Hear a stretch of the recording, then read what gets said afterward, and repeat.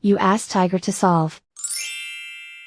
This deals with linear equations with one unknown.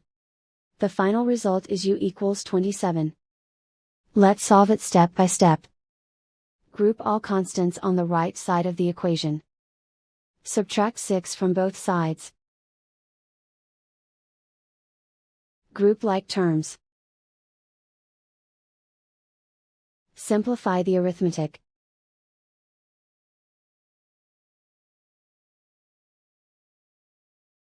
Isolate the z.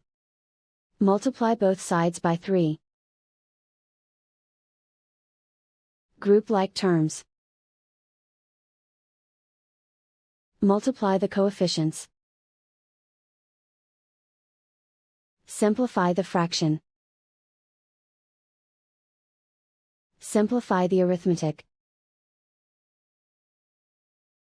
And so the final result is u equals 27.